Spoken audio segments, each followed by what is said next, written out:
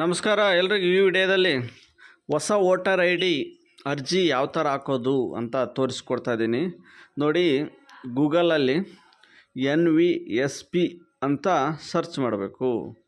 NVSP ಅಂತ search ಮಾಡಿದ ಮೇಲೆ ನೆಕ್ಸ್ಟ್ ಆಪ್ಷನ್ನು ಏನು ಬರುತ್ತೆ ನೋಡೋಣ. ಗೂಗಲಲ್ಲಿ NVSP ನಾನು ಹೇಳಿದಾಗೆ ಹೊಸ ವೋಟರ್ ಐ ಡಿಗೆ NVSP ಅಂತ ಸರ್ಚ್ ಮಾಡಿದ ಮೇಲೆ ಈ ಥರ ಪೇಜ್ ಓಪನ್ ಆಗುತ್ತೆ ನೋಡಿ. ವೋಟರ್ಸ್ ಸರ್ವಿಸಸ್ ಪೋರ್ಟಲ್ ಅಂತ ಇದೆ ಫಸ್ಟ್ನೇ ಆಪ್ಷನ್ನು, ಅದರ ಮೇಲೆ ಕ್ಲಿಕ್ ಮಾಡಬೇಕು. ಇಲ್ಲಾಂದರೆ ವೋಟರ್ ಲಾಗಿನ್ ಕೂಡ ಯೂಸ್ ಮಾಡ್ಬೋದು. ಕೆಲವೊಂದು ಟೈಮ್ ವರ್ಕ್ ಆಗುತ್ತೆ, ಕೆಲವೊಂದು ಟೈಮ್ ವರ್ಕ್ ಆಗಲ್ಲ. ಅದಕ್ಕೆ ವೋಟರ್ ಸರ್ವಿಸಸ್ ಪೋರ್ಟಲ್ ಮೇಲೆ ಕ್ಲಿಕ್ ಮಾಡ್ಬೋದು ನೋಡಿ. ಈ ಥರ ಓಪನ್ ಆಗ್ತಿದೆ. ಬ್ಯಾಕ್ ತಂದು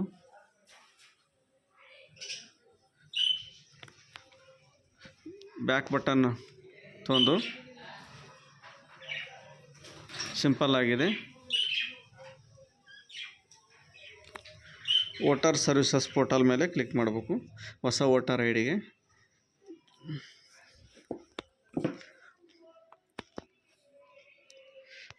ಈ ಥರ ಪೇಜ್ ಓಪನ್ ಆಗುತ್ತೆ.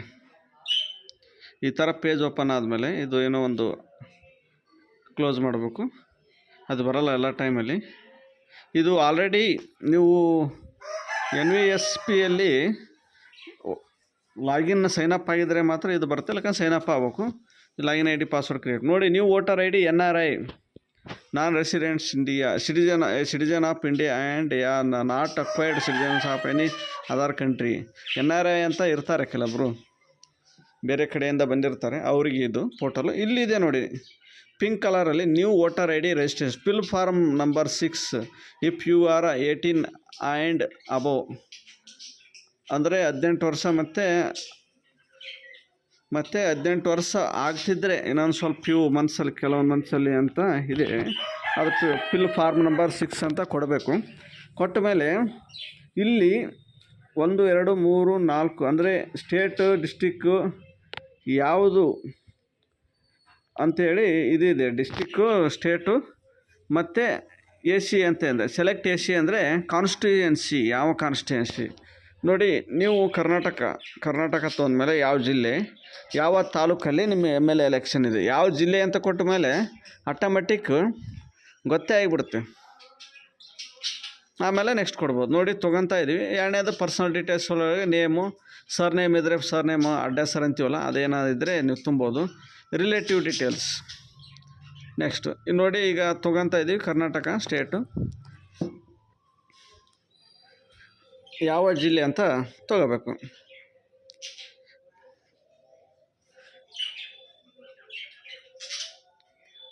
ಯಾವ ಜಿಲ್ಲೆ, ಯಾವ ತಾಲೂಕಿಗೆ ನಿಮ್ಮ MLA ಎಲೆಕ್ಷನ್ ಕಾನ್ಸ್ಟಿಟ್ಯೂಯೆನ್ಸಿ ಇದೆ, ವಿಧಾನಸಭಾ ಕ್ಷೇತ್ರ ಅಂತೀವಲ್ಲ ಅದು ನೆಕ್ಸ್ಟ್ ಅಂತ ಕೊಡಬೇಕು.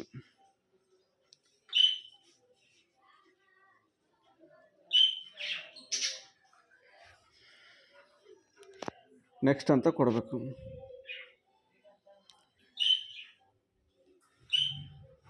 ನೆಕ್ಸ್ಟ್ ಅಂತ ಕೊಟ್ಟ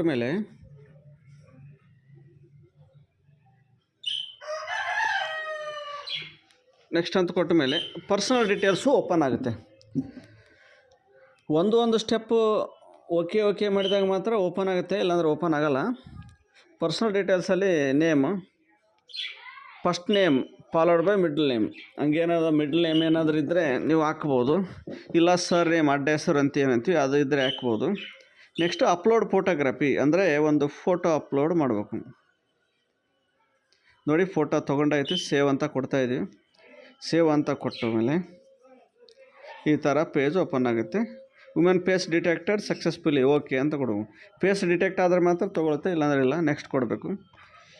next name and surname of any of the relatives ಅಂದರೆ ತಂದೆ, ತಾಯಿ, ಗಂಡ, ಹೆಂಡತಿ ಅಥವಾ legal guardian in case of ಈಗೇನಾದರೂ ಅನಾಥ ಮಕ್ಕಳು ಇದ್ದರೆ ಅದನ್ನು ಕೂಡ ಕೊಡ್ಬೋದು ನೋಡಿ. ನೇಮ್ ಅಂದರೆ ತಂದೆ ಹೆಸರು, ಅವ್ರದ್ದೇನು ಸರ್ನೇಮ್ ಇದ್ದರೆ ಕೊಟ್ಟು ನೆಕ್ಸ್ಟ್ ಅಂತ ಕೊಡಿ. ನೆಕ್ಸ್ಟು ರಿಲೇಟಿವ್ದಾಯ್ತು. ಈ ಕಾಂಟ್ಯಾಕ್ಟ್ ಡೀಟೇಲ್ಸ್ ಅಂದರೆ ಒಂದು ಮೊಬೈಲ್ ನಂಬರು ಹಾಕಿ ಮೇಲ್ ಐ ಡಿ ಇದ್ದರೆ ಮೇಲ್ ಐ ಡಿ. ಇಲ್ಲಿ ನೋಡಿ ಸ್ಟಾರ್ ಅಂತ ಇರುತ್ತೆ. ಸ್ಟಾರ್ ಅಂತಿದ್ರಾಗ ಮಾತ್ರ ನೀವು ಹಾಕ್ಬೋದು, ಇಲ್ಲಾಂದರೆ ನೋ ಅಂತ ಕೊಡ್ಬೋದು. ಅಷ್ಟೊಂದೇನು ಕೊಡಬೇಕಂತ ರೂಲ್ಸ್ ಇಲ್ಲ. Mail I D, mobile number ಹಂಗೆ ನೆಕ್ಸ್ಟ್ ಅಂತ ಕೊಟ್ಟರು ಓಕೆ ಆಗುತ್ತೆ. ಇದು ಮೊಬೈಲ್ ನಂಬರು ಕೊಡ್ಬೇಕು ಅನ್ನೋದು ಇಲ್ಲ, ಮತ್ತು ಮೇಲ್ ಐ ಡಿ ಕೊಡ್ಬೇಕು ಅನ್ನೋದಿಲ್ಲ. ಇದು ನೋಡಿ ಹಾಕಿದ್ದೀವಿ, ಹಾಕಿದ ಮೇಲೆ ನೆಕ್ಸ್ಟ್ ಅಂತ ಕೊಡ್ತಾಯಿದ್ದೀವಿ. ಮೇಲ್ ಐ ಡಿ ಹಾಕಿದ್ದೀವಿ ಕೂಡ, ನಾವು ಮೊಬೈಲ್ ನಂಬರ್ ಹಾಕಿದ್ದೀವಿ, ನೆಕ್ಸ್ಟ್ ಅಂತ ಕೊಡ್ತಾಯಿದ್ದೀವಿ. ನೆಕ್ಸ್ಟ್ ಅಂತ ಕೊಟ್ಟ ಮೇಲೆ ನೋಡಿ ಆಧಾರ್ ಡೀಟೇಲ್ಸ್. ಈಗ ಕಾಂಟ್ಯಾಕ್ಟ್ ಡೀಟೇಲ್ಸ್ ಆಯಿತು. Next Aadhaar details. Aadhaar details ಅಂದರೆ ನಿಮ್ಮ ಮೊಬೈಲ್, ಇದು ಕೆಲವೊಬ್ಬರಿಗೆ ಆಧಾರ್ ಕಾರ್ಡ್ ಇರುತ್ತೆ, ಕೆಲವೊಬ್ಬರಿಗೆ ಇರೋಲ್ಲ. ಆಧಾರ್ ಕಾರ್ಡ್ ಇದ್ದರು ಆಧಾರ್ ಕಾರ್ಡ್ ನಂಬರು ಹಾಕ್ಬೋದು, ಹಾಕಿ ನೆಕ್ಸ್ಟ್ ಅಂತ ಕೊಡ್ಬೋದು. ಇಲ್ಲ ಇದು ಏನಾದರೂ I am not able to furnish my Aadhaar number because I don't have Aadhaar number ಅಂದರೆ, ಆಧಾರ್ ಕಾರ್ಡ್ ನಂಬರ್ ಇಲ್ಲಾಂದರೆ ಅದರ ಆಪ್ಷನ್ ಮೇಲೆ ಕೊಡ್ಬೋದು. ಯಾಕಂದರೆ ಕೆಲವೊಬ್ಬರಿಗೆ 18 ವರ್ಷ ಆದ್ರೂ ಆಧಾರ್ ಕಾರ್ಡ್ ನಂಬರ್ ಇರೋಲ್ಲ, ಅವರು ವೋಟರ್ ಐ ಡಿ ಮಾಡಿಸ್ಕೊಂಡು ಆಮೇಲೆ ಇದು ಮಾಡ್ತಾರೆ. ನೆಕ್ಸ್ಟು ಜೆಂಡರ್, ಮೇಲ್ ಫೀಮೇಲ್, ಗಂಡು ಹೆಣ್ಣು ಅಥವಾ ಥರ್ಡ್ ಜೆಂಡರು ಹಾಕ್ಬೋದು. ನೋಡಿ ನೆಕ್ಸ್ಟು ಜೆಂಡರ್ ಆದಮೇಲೆ ಡೇಟ್ ಆಫ್ ಬರ್ತ್ ಡೀಟೇಲ್ಸ್, ಅಂದರೆ ಆಧಾರ್ ಕಾರ್ಡ್ನಲ್ಲಿ ಅಥವಾ ನೀವು ಏನು ಡಾಕ್ಯುಮೆಂಟ್ಸ್ ಕೊಟ್ಟಿರ್ತೀರೋ ಅದರಲ್ಲಿ ಯಾವ ಥರ ಡೇಟ್ ಆಫ್ ಬರ್ತ್ ಇದೆ ಅದರ ಪ್ರಕಾರನೇ ನೀವು ಡೇಟ್ ಆಫ್ ಬರ್ತ್ ಎಂಟ್ರ್ ಮಾಡ್ಬೋದು, ಡೀಟೇಲ್ ಎಂಟ್ರ್ ಮಾಡ್ಬೋದು. ನೋಡಿ ಇದು ಆಧಾರ್ ಕಾರ್ಡ್ ಆಗಿ ಹಾಕಿರೋದ್ರಿಂದ ಸೆಲೆಕ್ಟ್ ಡಾಕ್ಯುಮೆಂಟ್ಸ್ ಅಂದರೆ ಯಾವ್ಯಾವ ಡಾಕ್ಯುಮೆಂಟ್ಸ್ ನೋಡಿ, birth certificate issued by local body ಅಥವಾ ಮುನ್ಸಿಪಲ್ ಅಥವಾ register birth, date of birth, ಜನನ ಪ್ರಮಾಣ ಪತ್ರ ಇದ್ದರೆ ನೀವು ಎಲ್ಲೆಲ್ಲಿ ತೊಗೊಂಡಿರ್ತೀರೋ ಅದು ಕೂಡ ಹಾಕ್ಬೋದು. ಆಧಾರ್ ಕಾರ್ಡ್ ಹಾಕ್ಬೋದು, ಪ್ಯಾನ್ ಕಾರ್ಡ್ ಹಾಕ್ಬೋದು, ಡ್ರೈವಿಂಗ್ ಲೈಸೆನ್ಸ್ ಹಾಕ್ಬೋದು. Certificate class 10 or 12 issued by CBSE ಅಥವಾ ಸ್ಟೇಟ್ ಎಜುಕೇಷನ್ ಬೋರ್ಡ್, ಅದನ್ನು ಕೂಡ ಹಾಕ್ಬೋದು. ಇಂಡಿಯನ್ ಪಾಸ್ಪೋರ್ಟ್, ಇಷ್ಟು ಡಾಕ್ಯುಮೆಂಟ್ಸ್ ಹಾಕ್ಬೋದು. ನಾವು ಹಾಕ್ತಾ ಇರೋದು ಈಗ ಇವ್ರ ಹತ್ರ ಇರೋದು ಆಧಾರ್ ಕಾರ್ಡ್ನ ಅಪ್ಲೋಡ್ ಮಾಡ್ತೀವಿ. ಈಗ ಆಧಾರ್ ಕಾರ್ಡ್ ಇಲ್ಲಾಂದರೆ ಉಳಿದವು ಡಾಕ್ಯುಮೆಂಟ್ಸ್ ಏನು ತೋರಿಸಿದ್ವು ಅವನ್ನ ಹಾಕ್ಬೋದು ನೀವು. ನೋಡಿ ಸಿಂಪಲ್ ಆಗಿದೆ. ಅದು ಹಾಕಿದ ಮೇಲೆ ನೋಡಿ PDF ಬಂತು, ನೆಕ್ಸ್ಟ್ ಅಂತ ಕೊಡಬೇಕು. ನೆಕ್ಸ್ಟ್ ಅಂತ ಕೊಟ್ಟ ಮೇಲೆ ಪ್ರೆಸೆಂಟ್ ಅಡ್ರೆಸ್ ಡೀಟೇಲ್ಸ್. ನೆಕ್ಸ್ಟ್ ನೋಡು ಮೊಬೈಲ್ ಹೋಮ್ ನಂಬರ್, ಮನೆ ನಂಬರ್ ಇರುತ್ತೆ, ಅದಿದ್ದರೆ ಅದು ಹಾಕ್ಬೋದು. ಏನಂತೀವಿ ಸ್ಟ್ರೀಟ್, ಇವು ಯಾವುದೋ ನೀವು ಲಕ್ಷ್ಮೀ ಟೆಂಪಲ್ಲು ಇಲ್ಲ ಏನೋ ಗ್ರಾಮ ದೇವತೆ ಟೆಂಪಲ್ಲು ಇಲ್ಲ ನಿಮ್ದು ಯಾವುದೋ ಗುಡಿ ಇರುತ್ತೆ, ನಿಮ್ಮದೊಂದು ಓಣಿ ಅಂತ ಇರ್ತಾರೆ, ಅದನ್ನು ಹಾಕ್ಬೋದು. ವಿಲೇಜ್ ಅಥವಾ ಟೌನ್ ಅಂತ ಊರ ಹೆಸರು ಹಾಕ್ಬೇಕು. ಪೋಸ್ಟ್ ಆಫೀಸ್ ಹಾಕ್ಬೋದು, ಪಿನ್ ಕೋಡ್ ಹಾಕಿ ತಾಲೂಕು ಹಾಕಬೇಕು. ಆಮೇಲೆ ಡಿಸ್ಟಿಕ್ ತೊಗೋಬೇಕು. ಇಷ್ಟೊಂದು ಸಿಂಪಲ್ ಆಗಿದೆ ನೋಡಿ. ನಾವು ಸ್ಟ್ರೀಟ್ ಹಾಕಿದ್ವಿ, ವಿಲೇಜ್ ಹಾಕಿದ್ವಿ, ಪೋಸ್ಟ್ ಆಫೀಸ್ ಹಾಕಿದ್ವಿ, ಪಿನ್ ಕೋಡ್ ನಂಬರ್ ಹಾಕ್ತಾಯಿದ್ದೀವಿ, ಆಮೇಲೆ ತಾಲೂಕು ಯಾವುದಂತ ಹಾಕಿದ್ದೀವಿ. ಹಾಕಿದ ಮೇಲೆ ನೆಕ್ಸ್ಟ್ ಡಿಸ್ಟಿಕ್ ಯಾವ ಜಿಲ್ಲೆ ಅದನ್ನು ಹಾಕಬೇಕು. ಸಿಂಪಲ್ ಆಗಿದೆ. ತಾಲೂಕು ಹಾಕ್ತಾಯಿದ್ದೀವಿ, ತಾಲೂಕು ಹಾಕಿದ ಮೇಲೆ ಡಿಸ್ಟಿಕ್ ಹಾಕಬೇಕು. ಇಲ್ಲಿ ಡಾಕ್ಯುಮೆಂಟು ಪ್ರೂಫ್ ಹಾಕ್ಬೋದು, ಅಂದರೆ self attested copy of address proof, either in name applicant parents, ಅದನ್ನು ಕೂಡ ಹಾಕ್ಬೋದು. ನೋಡಿ document for proof of residence, ನಾವು ಇಲ್ಲಿ ವಾಸವಾಗಿದ್ದೀವಿ ಅನ್ನೋಕ್ಕೆ ಆಧಾರ್ ಕಾರ್ಡ್ ಹಾಕ್ಬೋದು, water electricity bill, gas connection bill ಹಾಕ್ಬೋದು, current bank passbook, nationalised scheduled bank post ಆಫೀಸ್ದು ಹಾಕ್ಬೋದು, ಇಂಡಿಯನ್ ಪಾಸ್ಪೋರ್ಟ್ ಹಾಕೋ, revenue department land owning records ಹಾಕ್ಬೋದು, ಮತ್ತು ರಿಜಿಸ್ಟರ್ ರೆಂಟ್ ಲೀಸು ಇಂಥವೆಲ್ಲ ಹಾಕ್ಬೋದು. ಅದು ಎಲ್ಲ ಡಾಕ್ಯುಮೆಂಟ್ ಹಾಕಿ ಕೂಡ ನೀವು ಸಬ್ಮಿಟ್ ಮಾಡ್ಬೋದು. ನಾವು ಇವ್ರ ಹತ್ರ ಆಧಾರ್ ಕಾರ್ಡೇ ಇದೆ, ಅದಕ್ಕೆ ಆಧಾರ್ ಕಾರ್ಡ್ ಹಾಕ್ತಾಯಿದ್ವಿ. ನೆಕ್ಸ್ಟ್ ಕೊಡಬೇಕು. ನೆಕ್ಸ್ಟ್ ಆಪ್ಷನ್ ಓಪನ್ ಆಗುತ್ತೆ, ನೆಕ್ಸ್ಟ್ ಕೊಡಬೇಕು ಡಾಕ್ಯುಮೆಂಟ್ಸು. ನೋಡಿ ಇಲ್ಲಿ ಕೆಟಗರಿ ಆಫ್ ಅಂಗವಿಕಲರು ಏನಾದರೂ ಇದ್ದರೆ ಇದರಲ್ಲಿ ಯಾವುದಾದ್ರು ಲೋಕೋಮೆಟ್ರಿ, ವಿಜುವಲು, ಡೀಪು ಆ್ಯಂಡ್ ಡಂಬು, ಈ ಕಿವಿ ಕೇಳಾರರು, ಈ ಥರ ಏನಾದರೂ ಕಿವಿ ಕೇಳಾರರು, ಕಣ್ಣು ಕಾಣಲಾರರು ಏನಾದರೂ ಇದ್ದೆ, ಮತ್ತು ಮಾತಾಡೋಕ್ಕೆ ಬರಲಾರು ಯಾವುದಾದ್ರೂ ಇದ್ದರೆ ಇದರಲ್ಲಿ ಕೊಟ್ಟು ನೀವು ನೆಕ್ಸ್ಟ್ ಅಂತ ಡಾಕ್ಯುಮೆಂಟ್ ಅಟ್ಯಾಚ್ ಮಾಡ್ಬೋದು. ಸರ್ಟಿಫಿಕೇಟ್ ಅಟ್ಯಾಚ್ಡ್ ಅಂತ ಕೇಳುತ್ತೆ, ನೀವು ಅಟ್ಯಾಚ್ಡ್ ಎಸ್ ಅಂತ ಇದ್ದರೆ ಎಸ್ ಅಂತ ಕೊಡ್ಬೇಕು, ಇಲ್ಲ ನೋ ಅಂದರೆ ನೋ ಕೊಡಬೇಕು. ಈ ಥರ ಕೊಡ್ಬೋದು. ನೆಕ್ಸ್ಟ್ ಅಂತ ಆಪ್ಷನ್ ಕೊಡಿ. ನೆಕ್ಸ್ಟ್ ಆಪ್ಷನ್ ಕೊಟ್ಟ ಮೇಲೆ ಇವರು ಅಂಗವಿಕಲರು ಇಲ್ಲದೇ ಇರುವುದರಿಂದ ನಾವು ಯಾವುದು ಹಾಕಲ್ಲ, ನೆಕ್ಸ್ಟ್ ಅಂತ ಕೊಡ್ತೀವಿ.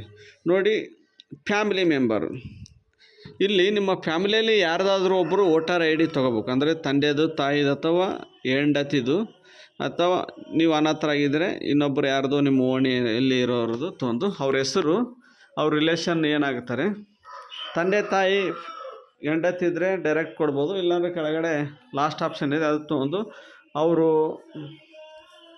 ಅವರು ಫ್ಯಾಮಿಲಿ ಮೆಂಬರ್ದು ಹೆಸರು ಮತ್ತು ರಿಲೇಷನ್ಶಿಪ್ ಏನಿದೆ ಮತ್ತು ಎಪಿಕ್ ನಂಬರ್ ಅಂದರೆ ವೋಟರ್ ಐ ಡಿ ನಂಬರ್ ಹಾಕಿ ನೆಕ್ಸ್ಟ್ ಕೊಡ್ಬೋದು. ನೋಡಿ ಹೇಳಿದ್ನಲ್ಲ, legal guardian in case of orphan ಇದು ಅಂತ ಹಾಕ್ಬೋದು. ಇಷ್ಟು ಹಾಕಿದ ಮೇಲೆ ನೆಕ್ಸ್ಟ್ ಡಿಕ್ಲರೇಷನ್, ನಿಮ್ಮ ಊರು ಯಾವ ಸ್ಟೇಟು, ಯಾವ ಜಿಲ್ಲೆ. ನೋಡಿ ವಿಲೇಜು ಸ್ಟೇಟ್ ಯಾವುದು, ಡಿಸ್ಟಿಕ್ ಯಾವುದು. ಇಲ್ಲಿ ನೋಡಿ, I am ordinary resident address mentioned section above ಇದೇನಿದೆ, ಇವ್ರು ಎಷ್ಟು ವರ್ಷದಿಂದ ನಿಮ್ಮ ಪರಿಚಯ ಇದ್ದಾರೆ ಅಂತ ಒಂದು ಹಾಕ್ಬೇಕು. ಇವರು 2018ರಿಂದ ಪರಿಚಯ ಇರೋದ್ರಿಂದ ಅಷ್ಟು ಹಾಕಿದ್ವಿ. ನೋಡಿ ಹಾಕಿದ ಮೇಲೆ ನೆಕ್ಸ್ಟ್ ಅಂತ ಕೊಟ್ಟು ಕ್ಯಾಪ್ಚಾ ಎಂಟ್ರ್ ಮಾಡಬೇಕು. ಕ್ಯಾಪ್ಚಾ ಎಂಟ್ರ್ ಮಾಡಿ ಕರೆಕ್ಟ್ ಕ್ಯಾಪ್ಚಾ ಎಂಟ್ರ್ ಮಾಡಬೇಕು. ಹಾಕಿ ಸೆಂಡ್ OTP ಅಂತ ಕೊಡಬೇಕು. ಯಾವುದು ಮೊಬೈಲ್ ನಂಬರ್ ಕೊಟ್ಟಿದ್ದೀವೋ ಆ ಮೊಬೈಲ್ ನಂಬರಿಗೆ ಒಂದು OTP ಹೋಗುತ್ತೆ. ಕ್ಯಾಪ್ಚಾ ಏನಾದರೂ ಈ ಥರ ಆದರೆ ಕ್ಯಾಪ್ಚಾ ಎಕ್ಸ್ಪೈರ್ಡ್ ಅಂತ ಬರುತ್ತೆ. ಇನ್ನೊಮ್ಮೆ ಕ್ಯಾಪ್ಚಾ ಹಾಕಿ ಮತ್ತು ಸೆಂಡ್ OTP ಅಂತ ಕೊಡಬೇಕು. ಕೊಟ್ಟ ಮೇಲೆ OTP ಬರುತ್ತೆ. ಬಂದಿರೋ OTPನ ಹಾಕಿ ಪ್ರಿವ್ಯೂ ಆ್ಯಂಡ್ ಸಬ್ಮಿಟ್ ಅಂತ ಬರುತ್ತೆ ಆಪ್ಷನ್. ಪ್ರಿವ್ಯೂ ಆ್ಯಂಡ್ ಸಬ್ಮಿಟ್ ಅಂದರೆ ಏನಾದರೂ ತಪ್ಪುಗಳಿದ್ದರೆ ಅಲ್ಲೇ ಎಡಿಟ್ ಮಾಡ್ಬೋದು. ಮತ್ತು ಎಡಿಟ್ ಮಾಡ್ಕೊಂಡು ನೀವು ಪ್ರಿವ್ಯೂ ಆ್ಯಂಡ್ ಸಬ್ಮಿಟ್ ಅಂತ ಕೊಡಿ. ಇಲ್ಲಾಂದರೆ ಮುಂದೆ ಸಬ್ಮಿಟ್ ಮಾಡಿದರೆ ಏನು ಮಾಡೋಕ್ಕೆ ಬರಲ್ಲ, ಈ ಥರ ಪೇಜ್ ಓಪನ್ ಆಗುತ್ತೆ. ನೋಡ್ಕೊಳ್ಳಿ, ಏನಾದರೂ ಸಮಸ್ಯೆ ಇದ್ದರೆ ಕೀಪ್ ಎಡಿಟಿಂಗ್ ಅಂತ ಕೊಡ್ಬೋದು, ಇಲ್ಲ ಸಬ್ಮಿಟ್ ಕೊಟ್ಬಿಟ್ರೆ ಈ ಥರ ಸಬ್ಮಿಟ್ ಆಗಿಬಿಡುತ್ತೆ. ನೋಡಿ submit, yes you're sure want to submit the form, ಹೌದು ಅಂತ ಕೊಡಿ, ಎಸ್ ಅಂತ ಕೊಡಿ. ಎಸ್ ಅಂತ ಕೊಟ್ಟ ಮೇಲೆ ನೋಡಿ, ಎಸ್ ಅಂತ ಕೊಡ್ತಾಯಿದ್ವಿ. ಕೊಟ್ಟ ಮೇಲೆ ಈ ಥರ your application has been submitted. ಒಂದು ಎಸ್ ಅಕ್ನಾಲೇಜ್ಮೆಂಟ್ ನಂಬರ್ ಬರುತ್ತೆ, ಅದನ್ನು ಡೌನ್ಲೋಡ್ ಮಾಡ್ಕೊಳ್ಬೇಕು.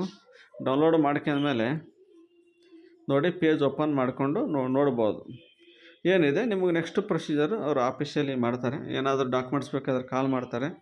ಕಾಲ್ ಮಾಡಿದ ಮೇಲೆ ಅದು ಡಾಕ್ಯುಮೆಂಟ್ಸ್ ಸಬ್ಮಿಟ್ ಮಾಡಿ ಅದು ಅಪ್ರೂವ್ ಆದಮೇಲೆ ವೋಟರ್ ಐ ಡಿ ಪೋಸ್ಟ್ ಆಫೀಸಿಗೆ ಬರುತ್ತೆ. ಇಲ್ಲಾಂದರೆ ಆನ್ಲೈನಾಗ ಕೂಡ ವ್ಯವಸ್ಥೆ ಇದೆ, ತೊಗೋಬೋದು. ಎಲ್ರಿಗೂ ಈ ವಿಡಿಯೋ ಇಷ್ಟ ಆಗಿದೆ ಅಂತ ತಿಳ್ಕೊತೀನಿ. ಎಲ್ರಿಗೂ ವಿಡಿಯೋನ ಶೇರ್ ಮಾಡಿ. Thanks for watching.